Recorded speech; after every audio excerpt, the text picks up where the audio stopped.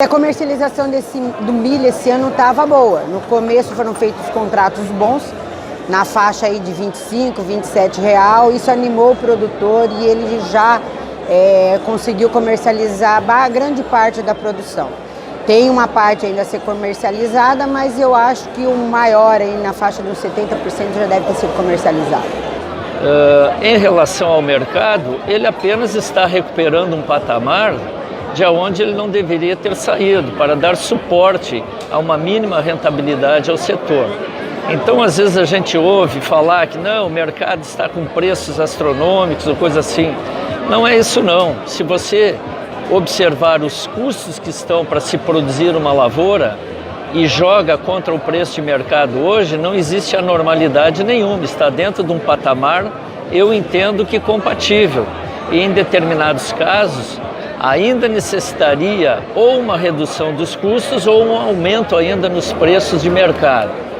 Como isso também interfere em outras cadeias, em outros segmentos que necessitam da matéria-prima, então é uma coisa muito complicada você ficar puxando só para o teu lado a questão de mercado. O mercado por si só se regula e eu entendo que no atual momento ele está regulado. E acho que são oportunidades que existem ao produtor para ir fixando suas vendas dentro de um padrão de preços que hoje está compatíveis se ele tiver uma produtividade, diga-se de passagem, acima de 100 sacas por hectare. Chegou o momento que tinha que parar, estava no limite e eu acho que os produtores ali não foram muito afetados com a questão de ração na nossa região, porque é mais a produção de grãos e devido ao nosso escoamento de milho, nossa safrinha de milho acontecer no final desse mês, no começo do mês que vem, de julho, vai dar tempo ainda para que a situação seja toda normalizada ali pela região de Primavera do Leste. São vários pontos que a gente tem que aguardar um pouco mais para ver qual é o desenrolar realmente do que aconteceu. No meu entendimento, eu considerei a greve muito oportuna pelas dificuldades com que o setor de transporte vem sofrendo e, consequentemente, isso também traz um desgaste para o setor do agro. E eu vejo que o fundamento, a pauta com que os grevistas tentaram conquistar, eu acho que ela, no meu entendimento, foi incompleta. No que tange as reivindicações deles, eu entendi que foi uma coisa correta, mas nós precisamos muito mais do que isso. E eu me incluo também com o setor, porque a atividade do agro está interligado muito diretamente com isso.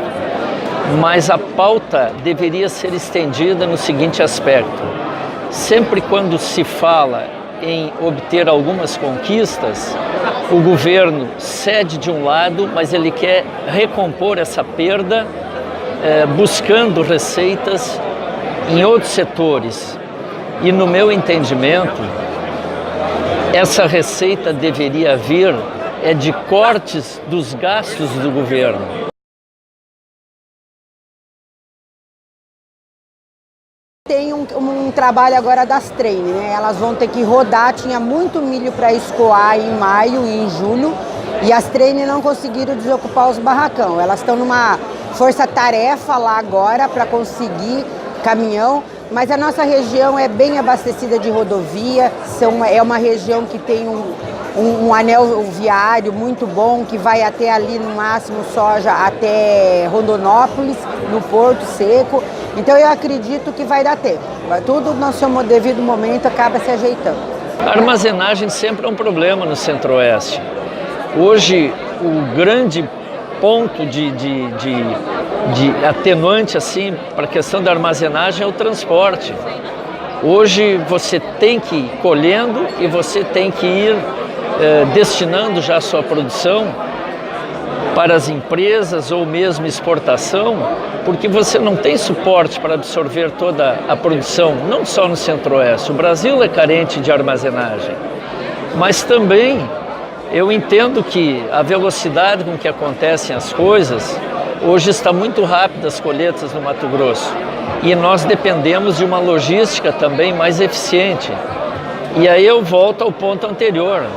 O governo tem que lançar mão dessas premissas de investimentos em ferrovias, em rodovias, em hidrovias, que são os grandes canais de escoamento que nós temos aí nas nossas regiões. Então, quando se fala de armazenagem e transporte, sempre vai ser um problema atual no Mato Grosso. Todos têm débito, mas a conta não é nossa. Esse débito não nos pertence a partir do momento que há anos atrás ele foi julgado totalmente diferente. Então eu acho que deu um fôlego agora justamente para os produtores continuar essa guerra, porque esse débito não é nosso, nós não entendemos esse saldo na conta, mas em momento nenhum vamos questionar a decisão do Supremo e uma decisão maior que vem. Eu particularmente foi uma situação diferente porque eu optei em fazer um depósito do Fundo Rural numa conta vinculada, um depósito judicial. Partindo da premissa que no Brasil só existe decisões depois de transitado em julgado, eu optei em depositar e somente depois da decisão eu teria uma resposta daquilo que seria viável ou não, que foi essa questão do Fundo Rural. O que não é o caso de muitos produtores no Brasil. Essa questão é muito polêmica. O que levou aos produtores a não recolher o Fundo Rural foi o próprio Supremo Tribunal Federal, numa decisão anterior, a qual a votação foi 11-0. E isto induziu os produtores de uma maneira generalizada, inclusive a mim mesmo, que eu tive que pensar muito bem antes para tomar essa decisão de recolher em depósito judicial. Mas muitos produtores analisaram que, sendo uma votação de 11-0, não há como ser um resultado diferente a não ser obter êxito nessa ação. E aí é que houve todo esse transtorno. E hoje, sinceramente, é uma questão polêmica, é uma questão difícil de ser resolvida, porque isso gerou um passivo muito grande ao produtor e, com rentabilidades muito ajustadas atualmente, é um passivo difícil de ser equacionado. Então vamos ver o que vai acontecer ainda no desenrolar. Existe já uma decisão, já está estabelecido o que deve acontecer, mas como estamos tratando de Brasil e onde as decisões são muito mais políticas do que realmente técnicas, tudo pode acontecer.